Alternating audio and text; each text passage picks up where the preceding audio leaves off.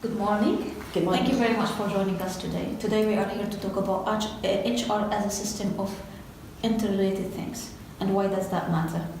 With me, Professor Blackman. Thank you very much again for joining. Good morning. Would you like to introduce yourself first? Right, thank you. So my name is Deborah Blackman and I'm a Professor of Public Strategic Management at the University of New South Wales in Canberra, and I'm a member of the Public Service Research Group there. And the reason why that matters is because we focus on implementation.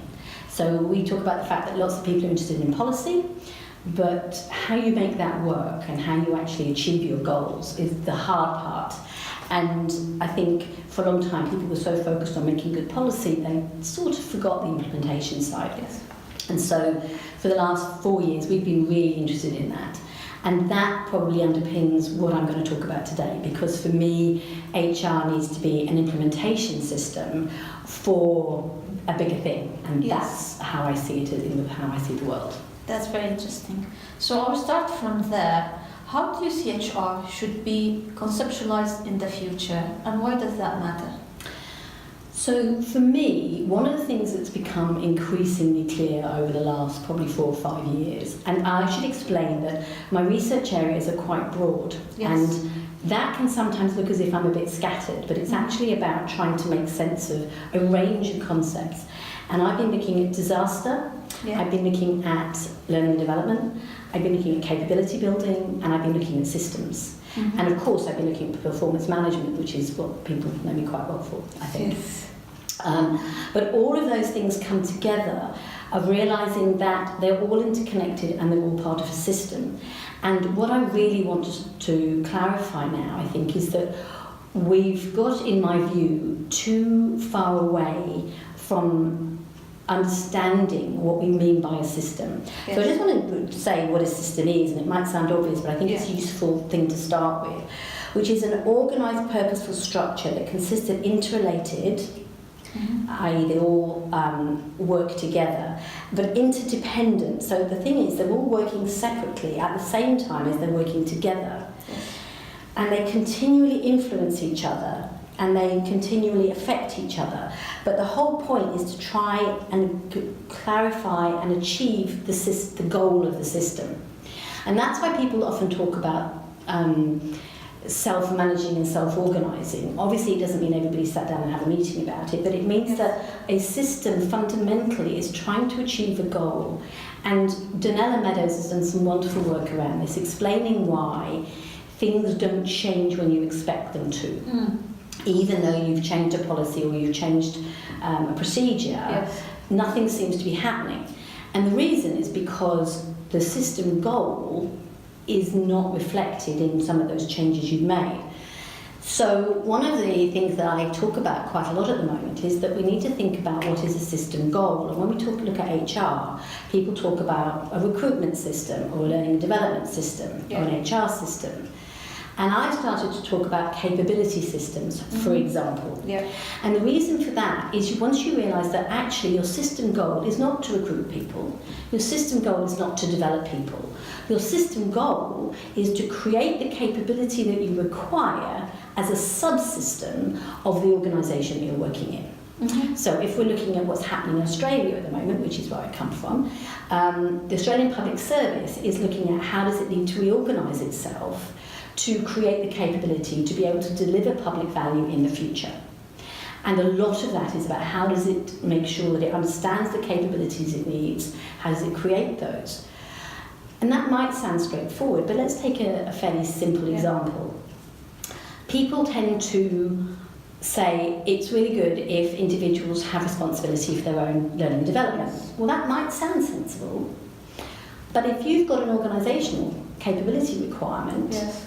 how are you making sure that people do that? So the relationship between those things needs to be related. Otherwise, they become two things happening separately, even though they shouldn't be. So one of the things about thinking in systems is about saying which are the things that we haven't realised must work together if we're going to be able to influence the system. The other thing is I never talk about changing the system. It's just hard work. You can't do that. But what you can do is you can influence the system. So again, if we think about how systems are often drawn. They're often sort of drawn as a series of interconnected flows with inputs and outputs and levers and triggers.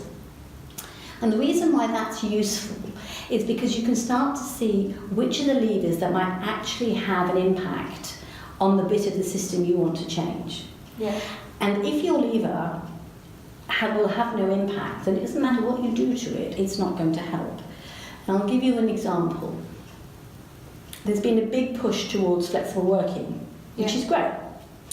But the lever for that is not a policy document. Mm-hmm. You can have as many policy documents as you like. It won't make it possible to have, it makes it possible to have flexible working, but it's not the lever that will make it happen. Yeah. The lever that will make it happen is senior management making it okay, making it clear they want it, making it possible inside the system for that to happen. That's the lever that will actually make that happen. And I think, and I was talking with you about another one, which is about high potential. So we're talking a lot about high potential at the moment. And people assume that by recruiting high potential people, something magical will happen. Yes, and this is even in the police, we are seeing this quite a lot recently. And the fact is that unless the system is set up, that when they are brought into that system, they will be supported, enabled, and maintain their difference in some way. But actually, normally what happens when they come in is they're expected somehow to change the system, but they have no control over any system levers. Mm-hmm. They have no influence over the system, and therefore they will either leave or be changed. Yeah. Because when you understand how a system works, it's inevitable that that's what's going to happen, because they cannot, they are actors in a system, but they have no agency at that level. Yes. So that's probably enough of me talking for a minute. But hopefully what that shows you is that what I think we need to really think about for the next few years when we're looking at HR is we've got very bogged down, in my view, by process, procedure, policy, practice, and they're all very important. But I think we need to go back and say, what are all these things trying to achieve? Mm-hmm. And once you recognise that, for example, it's a capability system, well, what does that mean as opposed to all the other things that we're looking at? Yes, yes. Thank you very much for this. So I'm gonna switch to a number of questions that we have received from some of our audience, and maybe the first question comes to link to what you have said is keeping in mind that our focus is mainly about public organization at the moment. How can strategic human resource management and public sector organization be used to create and deliver public value? Yes. So it's really linked to the implementation aspects. It is. And I think the answer is that it can, if it's seen as part of the bigger system. Yes. So if we think of strategic HRM as a subsystem of the administration that is trying to deliver public value. Yeah. And I will use the Australian Public Service if I can as an example, because I work with them quite a lot at the moment.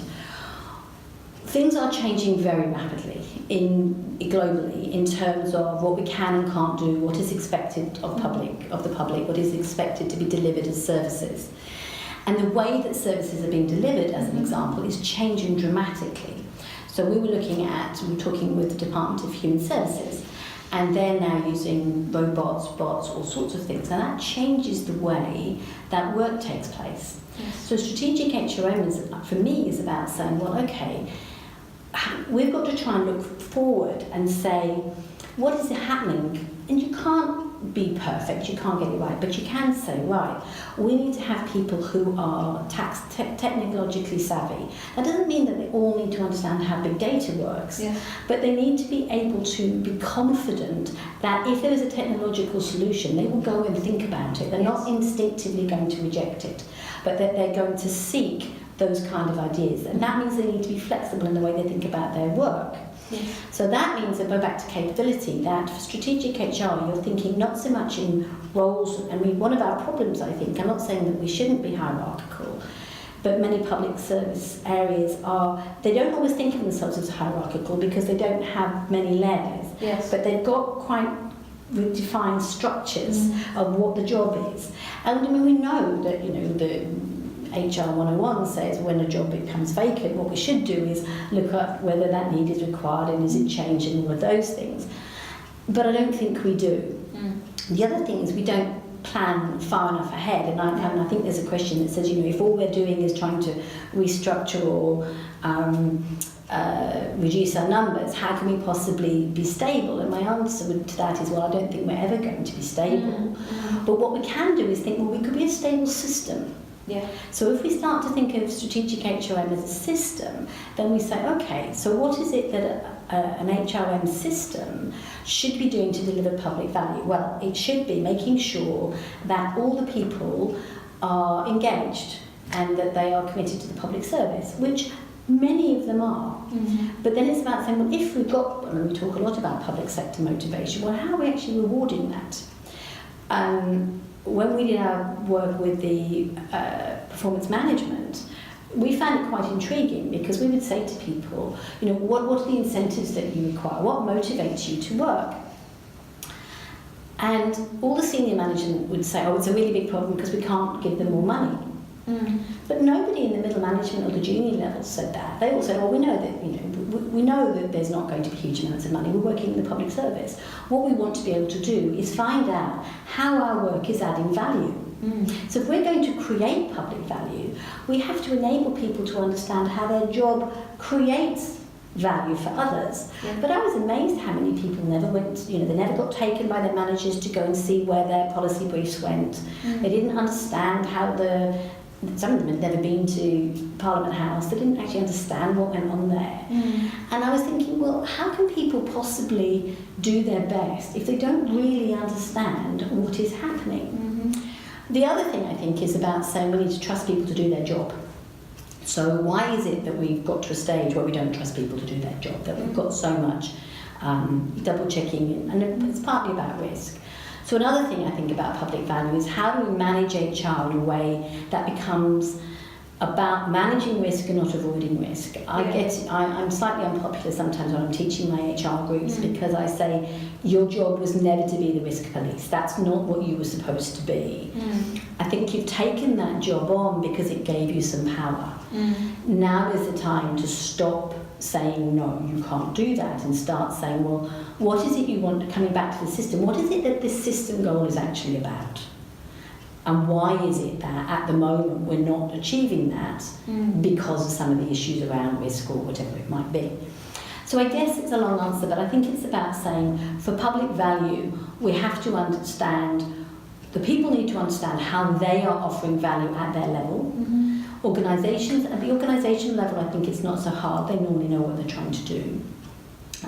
But then it's about creating a place. Now, at this point, most people would say to you, oh, we need to have a good culture. Now, I'm quite famous for saying that we have to stop talking about culture in public places. And the reason I say that comes back to something about systems. Because one of the things that systems develop is something called an emergent property. And culture is an emergent property. Now, why does that matter? Well, it matters because any emergent property cannot actually be managed. It cannot be controlled. It can be shaped, it can be influenced, it can be encouraged, but it cannot be managed. Now, why does that matter? Well, it matters because when you hear the words that we're going to change the culture and then, it means it's not going to happen. So what we've got to think about, if we're looking at culture from a systems perspective in terms of public value, is, well, what is the culture, rather than what is the culture we want, what are the behaviours that we need? So if we're talking about frontline services, what do we need the people in frontline services to be doing, and why do we need them to be doing that? And why do we think at the moment they might not be doing that? So we don't, it's not about culture, it's about what are the things we can do to encourage practices and behaviours that are the ones we want for long enough to then create a new norm, which will then lead to a new emergent culture. So it's kind of turning it on its head. And what that then means, and I'm actually, if anybody from Australia is listening, I am talking to you, is when we are talking about changing the public service, which is what they're trying to do at the moment, we need to focus much less on we need a culture as what are the behaviours that we're currently seeing that we don't really want? And how do we actually change those behaviours? What are the levers inside an organisation? One of the things I always say to people, if you're getting behaviour you don't want, you're encouraging it in some way. And people will always say, no, we're not. And I go, okay, I want you to go away for 2 weeks. And I want you to watch your organisation and what people are doing really carefully. So, for example, how often do your managers, when they've got a piece of work to give to somebody else, how often do they know they've got one really busy person and one not so busy person, and they know they should give it to the not so busy person, but the reason the other person is busy is because they're really, really good at their job, and so they give it to them anyway because it's going to be less trouble. Yeah. Now you're now rewarding poor performance. Yeah. You didn't mean to, but that's what you're doing. So those are what I mean by you're rewarding behaviours you didn't mean to. Mm. So what you've actually got to do is say, a lot of this comes back to developing your middle managers. Right? Middle managers get blamed for so many things. Mm. They are the engine room of the organisation. Mm. When I talk to senior leaders about performance management, I say, so when did you last talk to your middle managers about what you wanted to do? They look at me, they want to do performance management. I say, you're spending a lot of time and money on this. You're treating it a bit randomly, that if you do this process, something will happen. Let's start at the other end. What do you want to be different because you're going to go through this process this year? Mm. I'm always amazed that we have change management processes in one part of an organisation and performance management in another, and this is back to public value. You've got huge change programs over here, you've got performance management going over here, and nobody said all the conversations here should be about that. Yeah. Who's joining up the dots? Nobody. They're running separately. Once you start to bring the change management into the performance management conversations, suddenly everybody has something to talk about. This seems quite relevant to our observation in many of the police services. Simply, there is an issue of silos in the system. HR working separately from learning and development, although they are coming in the same people service in many of the in many of the forces, and then that's completely different from operational work, completely different from executive seniorship, leadership. What is the problem? How do you think we reach there, and how we can go back to integrate things together, taking an account that people need to have the accountability for their performance, they need to manage massive amount of uncertainty, the specific public situation when you really need to have someone responsible for something that you can keep things under check. What do you think about this? I think it's really an important question, but I think the first thing you have to remember is that you cannot be held accountable for anything you cannot control. Uh-huh. So and particularly if you're looking at it from a system, so if you do not have the system lever that can be used to influence the system, yes, and you are still being held accountable for something for which you have no levers, in a way it's back to your new recruits. You're asking your new recruits to change a system, but you cannot make them accountable. Now, we don't make them accountable, yes, but it's the same kind of idea. So when we come back into the organisation, we say, okay, so for me, the reason why I think we've ended up where we are is because we are trying to be controlling and transparent and accountable, and I understand all of those things, but we end up measuring the wrong things, and we end up controlling through budgets. yes. I've always found budgets quite funny, which I know is not necessarily the right way of looking at them. But when I used to run a fairly big school at one point within a higher education organisation, I know that how I put in for my budget, which was I put in all the things I needed, I put in some spares, there was a system for doing it, and then we would manage that. So I'm not saying that budgeting is not very important, but what I find odd, and I've always found odd, is that some fairly hit and miss figures suddenly turn into gospel. Yeah. And we then measure ourselves against those all the time. And we're so busy measuring ourselves against those that we lose sight of the system goal. The goal becomes, and this is about chasing the wrong goal. So, yeah, as I said, I've mentioned Danella Meadows already, and I think the reason I'm mentioning her again is I'm finding her work really, really useful at the moment. And she talks about system traps, and one of them is chasing the wrong goal. yes, And so what we do is we chase managing the budget and being accountable instead of achieving the goal we originally wanted in the first place. And this is one of the, I know there's a question that came in about measures. Yeah. And one of the things that for me is saying, well, before you work out your measures, what is it you want to see? So if we go back to thinking about the world as a capability system, we would say, right, how would we know that we had the right people in the right place? How would we know that we had people developing the skills that we need? Yes. How would we know those things? And then how do we then get evidence for that? Not here are all the figures, what does this tell you? But how do we know about that? And that's a very different conversation. I don't think we have the right conversations. The number of times that I will ask people to stop in the middle of some kind of workshop or whatever and say, well, I want you all to write down what will be different because this is working. Mm-hmm. And you might think that sounds straightforward, but if you do, you know, I might be doing something on knowledge management, for example, and everybody writes it down, and you can see them all thinking, oh, for goodness sakes. Mm-hmm. But then when they talk about it, you realise that they all have a completely different perspective on it. So how can they possibly be having the same conversation in a room about how to achieve this thing if they have no actual agreement on what it would look like if it was working? Yeah. So to be accountable for something, I think we first have to work out what that thing is. So I understand why we're broken into departments, and I don't think it's a problem, except that we then have to say that is just a organisational convenience. It's not necessarily how we do our work. It's not how we do our jobs. The biggest problem is actually about resourcing.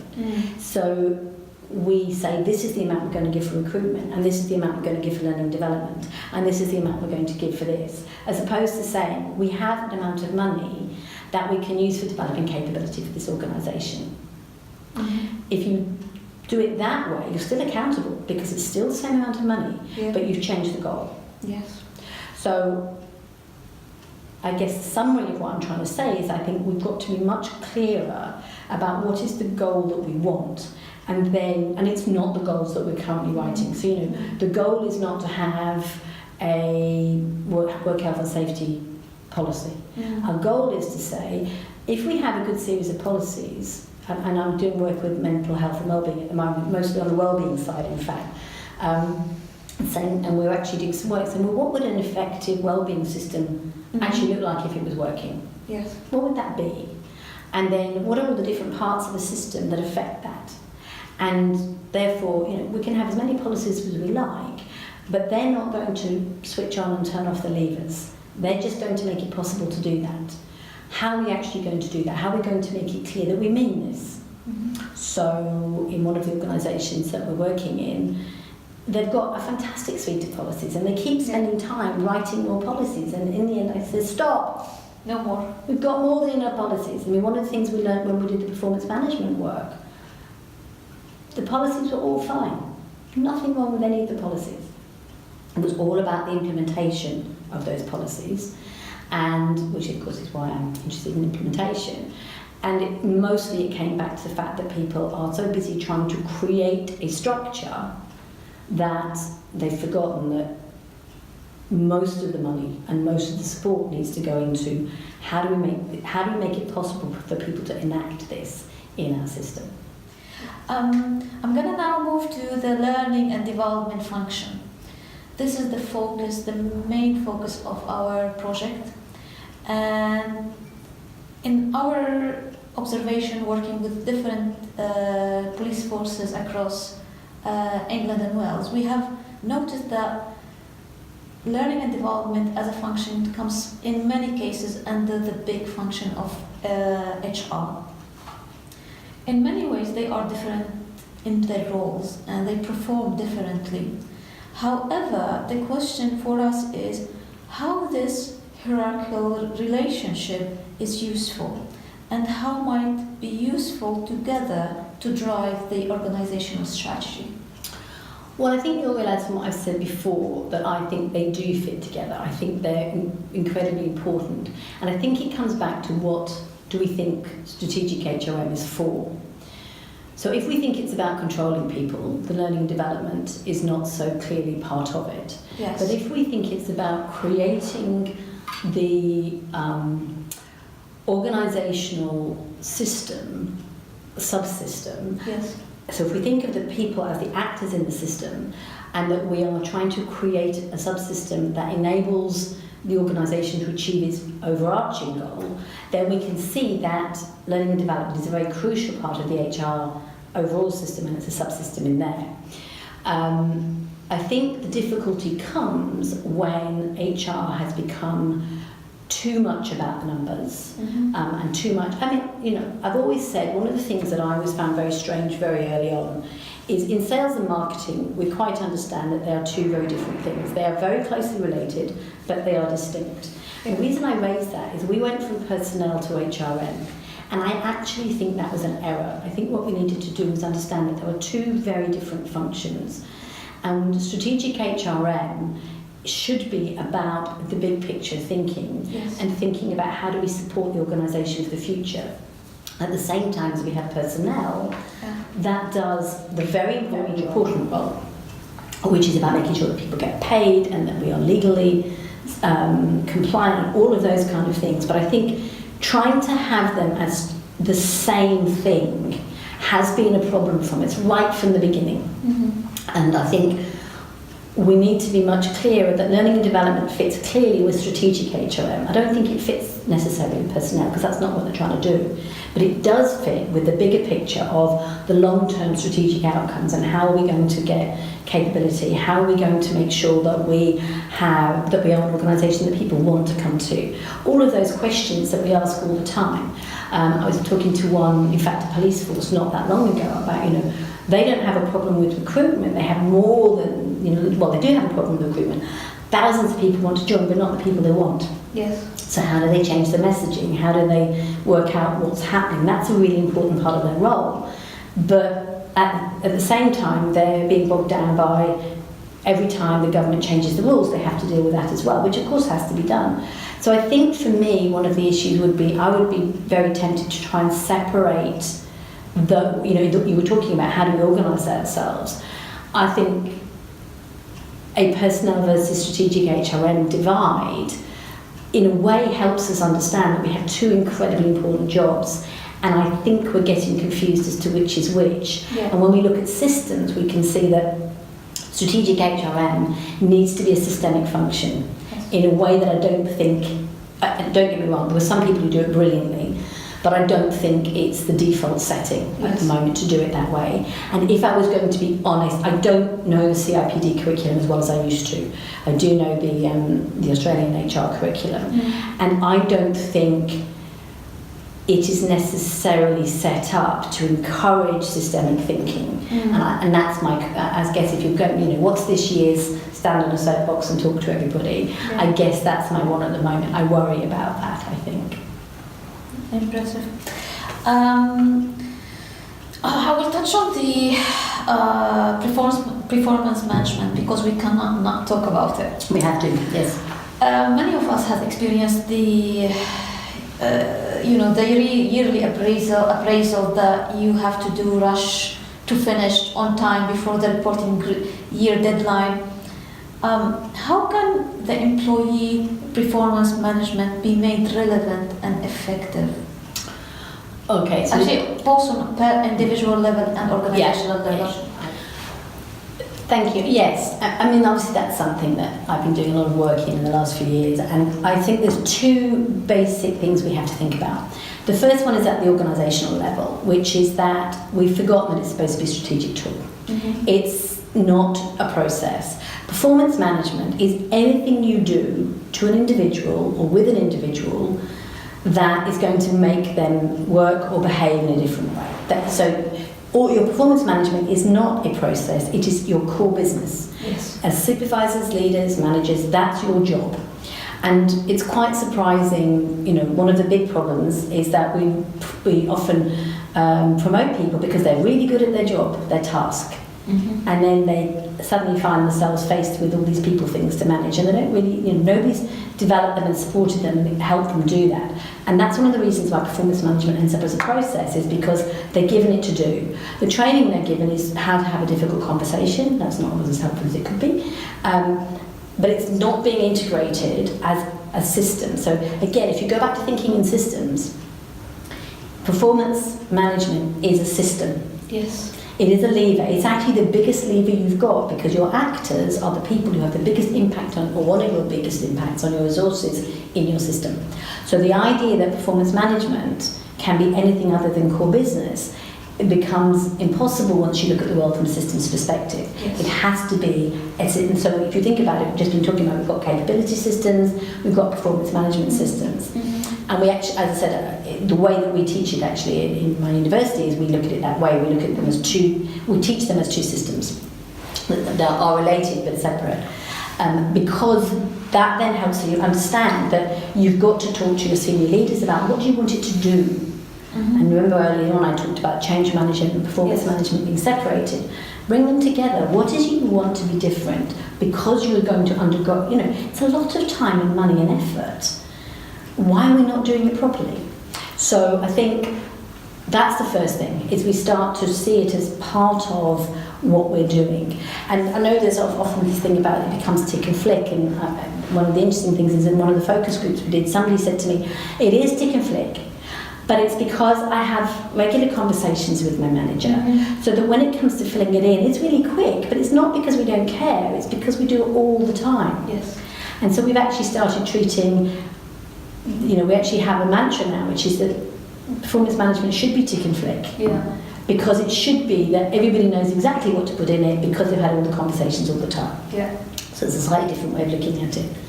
Now that leads me to the second part of this, which is that the conversations need to be different and clearer. People are always talking about we want more conversations, and I've got to the stage now where I've realised that they don't want more, they want different. Yes. There were 4 different types of conversations. Ford started to talk about this, I can't remember the year to be honest, but quite a while back now. But he talked about initiating, understanding, performing and closure. Yeah. And we tend to start at performance and just keep having the same conversation. Now my general view is, if you're having the same conversation more than once, that's not helpful. And if you're having it more than twice, change it.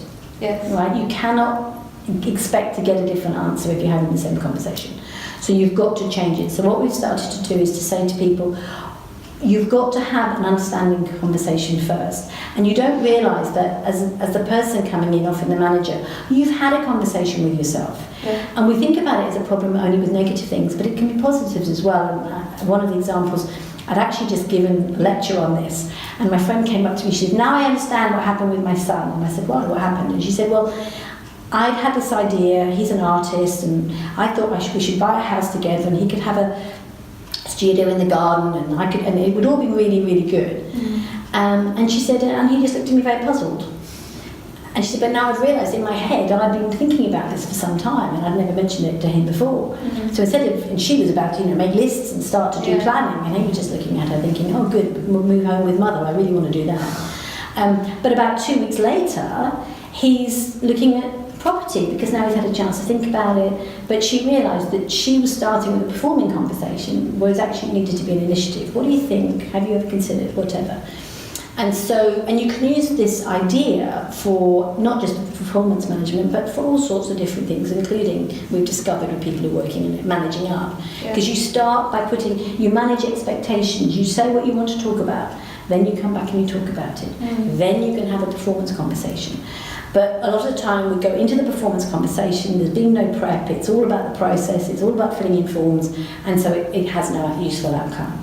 And we've even done this by talking to some of the actual APS, and in Australia that means the employees who are not managing others. But talking to them about, you have a need to take ownership of this as well. Yes. You need to say, hang on a minute, we've never talked about this before.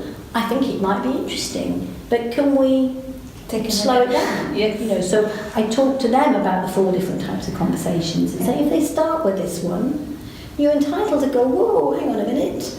It's not that I don't care, but you've never mentioned, should I be going for promotion before? Can we stop? Can we think about this? And we talk a lot about mutuality actually in our work, and it's about saying, is the person really in the room? Are they engaged? If they're not engaged in the conversation, actually you're not having a conversation. So it's a 2-pronged thing. It's strategic understanding of why you're doing it at the organisational level, and it's recognising that you need to be having different types of conversations, not just more of them at the individual level. Yes, thank you very much for this. And again, this talks to our experience working in the project, especially when it comes to PEQF, which is the new system of the entry routes of police and educational system. And many of the people on the ground, the police officers in the services, felt puzzled by this idea, which was coming to them on the performance conversation, and they felt quite isolated from it at the beginning, which was where it is coming from and why. And that was some important aspect of our work, how to land this, work with them and think about it in a different term. Talking about managing expectations, I'm going to move to the social contracts, psychological contracts. This is seemingly very important aspects of organizational thinking, organizational system. And we are talking recently quite a lot about how we manage this psychological contract in the organizational context. Would you please comment on this? Okay. I think the psychological contract is clearly a very important aspect. If we think about it as expectation management, we're trying to manage the expectations of employees, bearing in mind that they have individual contracts, and we know that. I think for me, it starts to help if you think about the psychological contract as an emergent property of a system. Yes. So we go back to systems, which is that what creates a property is that it's based on the context, the system they're in, their previous expectations, their previous experiences, all of those things create a psychological contract. And once we realise it's an emergent property, then going back to what I said earlier about culture, you can't manage it exactly, but you can influence it. Now, obviously, Denise Russo's done lots of work about ideals and how you work with the individual about their expectations, and that is part of this, which is that there isn't going to be a lever that you can switch on and go, right, everybody's psychological contract will now be fine. It's just not going to work like that. You can do a lot by thinking about, well, what are the things that create the contract? So what have you promised people when they join that you then don't offer? What are the things, back to performance management? If you don't do performance management well, it becomes a negative thing, it becomes a burden. And that has an impact. So what are the things in your system that are impacting the way that people see their organisation? So if you think about what is a psychological contract, it's about saying, this is what I expect from my employer. And I've got all these things written down, but there's some other things that I probably didn't even really know that I expected. But actually I do, and I expect you to show me some respect. And I expect you to trust me. Sometimes you shouldn't. I'm expecting you to. I expect you to honour your promises. Yes. I expect, whatever it is, and it varies from the job, and in the public service, in many ways it comes back to, I expect to know why I'm adding value. Yes. So go back to public value. I expect to know why I'm here, and many of them, quite frankly, don't really. I've met so many people in the last few years who are really busy and have, frankly, very little idea why. Not such a problem in policing, but extraordinary, but even so in some of the areas. And so I think if we start recognising that every psychological contract is different, and I think somebody asked, is it affected by demographics? Well, yes, but not in a predictable way. You can't, one of the things that I think I find, I'll be quite honest, I find some of the HR research that says, this demographic is more important than this demographic. You can't take them out of a context. Yes. So, we had all this thing about the generations are different. Well, of course they are. Every generation's been different. But you can't take them out of a context of technology or the way we bring them up. Or, they didn't just get born different. That's not how it happened. They are living in a different context and they're being treated in a different way. And as a result, they come out different. That's just the way it is. So we can't say, but also you can't say, well, if you know from families, every child is different. Yes. So I think we need to stop I'll be quite honest, I think in some of the HR research, I think we need to stop trying to predict stuff and start saying, let's understand better the things that are influencing that, and understand how we can shape that influence, because that's going to have the biggest impact. And, you know, coming back to what I was saying earlier about one of the police forces that's got lots of people joining or wanting to join, but not really the people they want. So they need, the psychological contract is somewhere, you know, they're clearly saying something to these possible recruits that is not, you know, there's something going wrong somewhere. Yes. So it's about going back to saying, okay, what are you saying? What are you doing? What are you meaning? What did you really want? What are the messages that is really being received? I mean, a very old definition of communication is that communication is the message that is received. Yes. So go back and find out what people are hearing. It might not be what you meant at all, but that's what they're hearing, and that's what will frame the contract. And in change management, that becomes really important, because you've got to think about, well, what are people losing? That's the other thing. I think we always think about that people resist change. Well, they don't. They resist loss. Yes. So if you're thinking about the psychological contract, what do people think they're losing, even if they're not losing it? How do you shape that? How do you manage that? So there's lots of things you can do around the contract once you recognise that it's not, everybody's is different, and that you can't manage mine, or well, you can, but life's going to be very complicated if you try and do that. What you can do is say, right, what are the things that are shaping it and framing it, that we can then think about, well, why? I mean, the question for me is, if somebody's got the wrong expectation, it's not about, well, it's about managing that expectation now, yes, but it's also, well, why? How did they get that expectation? What was not clear? What was unhelpful? Yes. And so, So this is maybe will bring us for a final think about the deviance is a possible outcome of breaching a psychological contract. Can it be ever a positive influence for organizational change? Yes. There are two different types of deviance, and we need to be really clear which is which. So where people are being deviant just to be difficult, that's always going to be hard. And I'm not saying that there aren't people that do that, but a lot of deviance is actually where it comes back to the system and the system goal. A lot of deviance is where an individual can see what the output of or outcome should be in a particular scenario.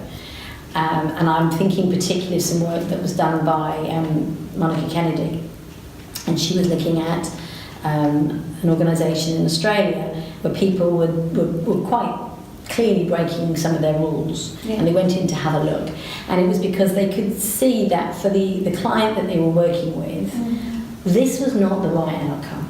This needed to be the outcome, and that if they broke the rules slightly and they moved it slightly, they could get the right outcome for their client. So that kind of deviance is really important, because what it does is it shows you that something inside your system is not working, that your levers are wrong, that your processes are wrong. Because if your face-to-face people are breaking rules because they can see that the client will get a better outcome, then you've got to, I mean, you can, if you want, just say, well, we've got these rules for a reason, but you really need to go back and say, well, how come our rules are preventing the right outcome? Because surely the right outcome is what we want. So then what your deviance is it's a symptom that you have a system problem. So the answer is, I think, you need to look at what's the reason behind the deviance. And it's and the breach of the psychological contract is often, so that's why I say there's two different types. Some people, it's that they've been breached something which is very personal, and they're being deviant because they are broken by that. And the chance, it might, and then it comes back to why did that happen? And you can try and manage that, because again, as I said, it will be about understanding how that happened and why they've got that. But for some people, the breach is much more about, I can't do the job that I want to do for the benefit of others. So the breach is not about my personal feelings. My breach is that I'm trying to do my job and you're making it difficult for me to do that. If that's the breach, then you need to know why they think that, and probably you have a systems problem. Thank you very much. I'm gonna finish with a final question, and feel free to add any comments, any final ideas. One of the things that comes in the keep coming in the police context now in the in England and Wales. The idea that the police is no longer the 30 years career, that people would come in their early 20s or maybe midlife and then stay for 30 years and leave by the end of it. There is this thinking about more flexible career, that people would come and go and come again, leave and rejoin. And sometimes this idea seems to be a bit difficult to grasp with police officers especially, and that's what one of our observations for this project. You have mentioned previously in our discussion before starting our broadcast the concept of readiness for practice instead of practicing, or readiness to rejoin. I'd like you to touch on this. What kind of systems, what kind of preparation that we need to change the police service from one goal for life and more flexible place to work? Yeah, I think that's a really interesting thing, and I think it's a global issue at the moment with police, but police globally, but also other professions. And I think it's something everybody's going to have to get their heads around. Yes. And I was actually talking to somebody the other day and said, stop talking about entry and exit, start talking about doors, because doors both work both ways and you can go in and out. And they kind of looked at me and I said, well, part of the problem is that we get so stuck on the language and we get so stuck on the history. So again, I tend to whenever we get stuck on these conversations, I start saying, well, if it was working, stop telling me about why it can't be done. I'm kind of a bit bored of that now. Tell me, if you had people coming in and out at all the right levels, how would that work and what would it look like? Not why you can't do it, but why it's a good idea. Think about the advantages, think what it would give you and all those kind of things. And we have a conversation about that and what it would look like if it's working. And quite recently, talking to some people, and I said about hypertension and saying, well, you haven't got support structures for people. Yeah. You want, innovation is a classic one. We want people to be innovative. Yeah. So we're going to recruit bright, shiny, young and innovative people, and then we're going to put them through the system for 10 years, and somehow we expect that when they suddenly end up in 10 years in, they're still going to be innovative. Well, it's unlikely, right? And I've been involved in several of those. So the question is then, well, why do you need innovation, and why don't you have it now? That's a much more interesting question. Yes. So then you say, well, okay, if innovation means we should bring people in from the outside, then what are the rules that we're making that we don't need? Mm-hmm. And what are the rules that we're making that we do need? I was actually talking to some people the other day, and they were talking about orchestration, and I said, well, that's really interesting. When you're talking about orchestration, what's the music in your head? And they obviously looked at me as if I was crazy, because that happens quite often. And I said, well, no, I'm quite serious. I said, because orchestration actually is the violins do what the violins do, and the violas do what the violas do, and the cello, and one person in the middle is making it all happen. Yes. And there might be a little bit of change each time, but basically it's one person doing it all. So, or are you thinking of jazz? Where you've got some basic rules, and people know what they need to do, and they come together and they do it. Yes. Now, that's a very, and you work out, one of the fascinating things I try to do in some places is say, what are the rules you actually need?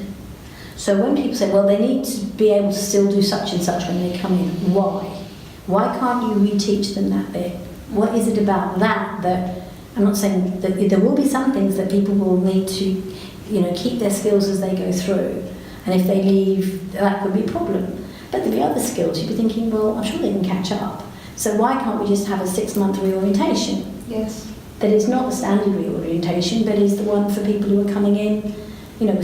Think about, okay, you've got to spend money on that, but you're getting that person who knows what they're doing, made a choice to go out, is coming back, therefore they know why they're coming in, back to the psychological contract. Yeah. Their psychological contract is strong, because if they're coming back in, they know what to expect. So that, I've always said that one re-recruit is worth probably 3 or 4 junior recruits, because that person has chosen to come back. They know what they're getting themselves into, they know why they're doing it. It's a really, you need to ask them why they're coming back, but usually they're a really strong re-recruit. So I think one of the things to think about is, well, I think if you're bringing them back in, it comes, for me, it's back to capability. What do you need them to be able to do? As opposed to what do you ask them to do, which is a very different thing. What if they're coming back in at a level, what are the capabilities they're really going to need? And how can you say, well, actually, they've really got these in spades now. Now, this particular bit, which might be a bit more specialist, we're going to need to work on that. Yes. But how much will it cost us to do that versus start again? Yes. Very different, and we don't think about it carefully enough, I don't think. Many years ago, I was still in the hospitality industry, and we did a big open day to see if people would like to come and work in hotels, possibly not. It was a really good initiative actually for getting lots of people in. But at the end of the day, they called me in and they said, we need to talk to you. And I said, why? They said, because your matching of the people in the jobs is completely different from everybody else's. Yes. And they said, but it's actually really good. But you don't... I said, yeah, but I'm not interested in their CV. I'm interested in what they can do. Yeah. And they looked at me and I said, so this person here, sure, she's never worked in hotels, but she was the EA for a really senior executive. If she can't organise reception, I give up. Yes. I said, you can teach her probably in 2 weeks all this technical stuff, but she can manage people and sort stuff out, no problem whatsoever. So I think for me, it's about saying, well, what rules are we making for ourselves that actually we don't need? So what are the things we do need, what are the things we don't need? And coming back to systems, then when we put that person into the system, will they be put into a place which is going to enable them to grow, or are we going to put them into a space that's going to go, oh, you don't look the same as everybody else? Yes. Because if you're bringing them in to be different, and then you're spitting them out because they're different, then you're wasting money. And I've seen that happen all over the world. But if you say, right, the whole point is I want somebody to come in a way, it sounds like an odd analogy, but I have used it before, which is that if you remember what skunk works are, they're when you send people off to come up with some really radical new ideas for the organisation, and you send them off site and they do all sorts, and then they bring them back. And one of the biggest problems was when they brought their ideas back, they'd get rejected because they weren't the norm. And so what you had to do is you had to make sure that you had somebody who was their boundary spanner, if you like, between the organisation and the development, so that when they came back, there was somebody who understood what they were talking about. And I think you almost, when we think about mentors and coaches, and we talk about them all the time, and I don't think we always think about what they're really for, they become a really important part of your network for bringing in people from the outside. So you say to the mentors, this isn't about turning them into us, it's about enabling them to be them. Yes. So you change the way you develop your mentors, which I think is something we haven't talked about. But in terms of learning and development, I think we really need to think about how we develop our mentors, because that mentor's job should be enabling that person to say, no, we want you to be you. Now, how do we make that okay? Which is a very different way of looking at it. So I don't know if I've answered your question, but I think it's very much about thinking, why do we want these people, and then how do we make that happen? Yes. And at that will system help. level. Yeah, system level. Yeah. Thank you very much. Any final ideas, final comments? I think my final comment would be that we're trying really hard at the moment to teach people and systems together. And to quote one of my students recently, I think you ruined my life, which I'm very comfortable with, because the reason we've done that is he's gone back and he's started to look at all the things he thought he took for granted, and he's changing many of the things that they do, and he said he's got much better now at working out what he has influence over and what he doesn't have influence over, and really thinking through, right, how can I use the levers in my control? And coming back to accountability, I think that's how we need to start to develop people. This is what you can do, these are the things you can think about. But if you think about the world, it becomes quite odd when you think about the world and the systems, because people ask you questions that you can't answer, because they want you to break things down and you don't do that. And I understand why they want to do that. But in the end, my question is always, well, how is it helping your big goal to know this? Yes. I said, I understand you know this, that's great, but how is that helping the bigger picture? And the answer quite often is, well, it's not. So I think for me it's about remembering that we need to be thinking about what is the goal of the system, And therefore, what does that help us understand about what is actually in that system, and how can we organise ourselves around that, as opposed to what is just convenient? And I don't know the answer to that, but that's where I'm very much thinking at the moment. So anyway, but thank you so much for the opportunity to talk. It's I love doing as you do. Thank you very much for talking to us. That was so useful, and I think I have learned a lot, and I hope that people that would be listening, they would be learning something. Thank you. Thank you very much.